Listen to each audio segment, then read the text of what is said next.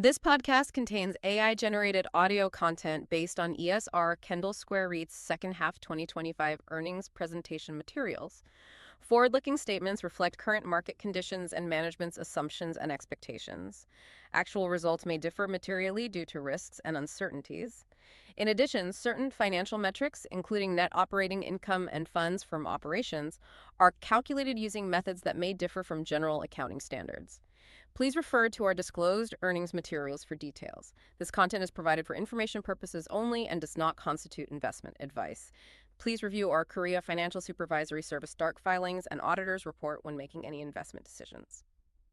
Right, with all of that out of the way, welcome to today's deep dive. We are jumping straight into the core drivers behind ESR KendallSquare REIT's steady second half 2025 performance, because if you've been tracking commercial real estate lately, you know it's a pretty tricky environment right now. Yeah, it really is. It's great to be here looking through these materials with you. You're spot on, too. When the broader market cools down, finding actual operational stability is just so key. And ESR KendallSquare REIT has really managed to deliver on that front. Okay, let's unpack this, because right out of the gate, there is a very clear victory for investors here. Oh, definitely. I mean, we are looking at a fifth consecutive year of dividend growth. They hit 276 Korean won per share for the full year. Which is up to 1 year over year. Exactly, extending this massive track record they've maintained since their IPO at the end of 2020. And what's fascinating here is the why behind those numbers.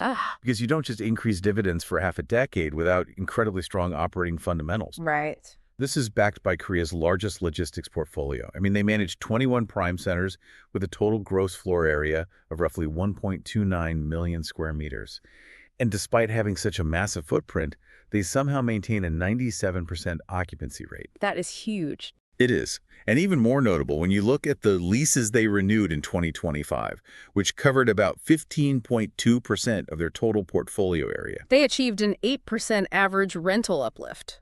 Exactly. Wait, an 8% bump on renewals? That is substantial, especially when you consider the broader cooling we've seen in parts of the commercial real estate market. Right. It really highlights how sticky these prime logistics centers are for tenants. Yeah. Supply chain shifts have made high-quality, well-located warehousing an absolute necessity. It's not just a nice-to-have anymore. So they basically have the pricing power to push rents up even in a complex macro environment. Spot on. That makes total sense. But looking through the consolidated income statement, there is one thing that jumps out as a potential red flag. The net loss. Yes. In the second half of the year, they reported a net loss of 3.4 billion won. And I'm looking at this thinking, wait, they sold an asset, got the cash, but it still shows up as a loss on the consolidated sheet. Yeah, it's confusing at first glance. That's the kind of thing that usually spooks retail investors. So what does this all mean? Walk me through the math there. It definitely looks contradictory on the surface, but it basically comes down to a quirk in real estate accounting. That 3.4 billion won net loss isn't an operational failure. Okay. It's primarily a non-cash accounting loss related to the sale of the Aicheon Logistics Center for beneficial interests. Think about how depreciation works. Over time, the book value of a property on the consolidated ledger might look very different from the actual cash value of the deal. Got it. So they take a paper hit. Right. Well, they take a paper loss on the consolidated sheet. At the standalone level, the REIT actually recognized disposal gains from that asset. Okay, so they took a hit on paper but walked away with the actual cash. Precisely. They received the cash proceeds, and because of that, their ending cash and cash equivalents surged to 171.4 billion won. Wow, that is a highly liquid position. Exactly. Instead of a red flag, it was a strategic move that significantly boosted their liquidity to deploy elsewhere. Makes a lot more sense when you put it that way. And if we connect this to the bigger picture, it really synthesizes the REIT's proactive capital management. How so? Well, let's look at how they handle scale and growth. Despite absorbing property taxes in July and September and the transaction costs from acquiring 3 new assets, their total assets still grew over 12% year over year to 2,835.8 billion won. But growing the asset base usually means taking on debt. How are they managing leverage in this current interest rate environment? They are keeping it tight.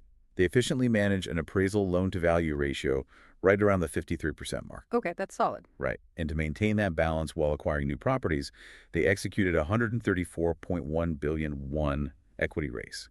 On top of that, they successfully completed 457 billion won in refinancing.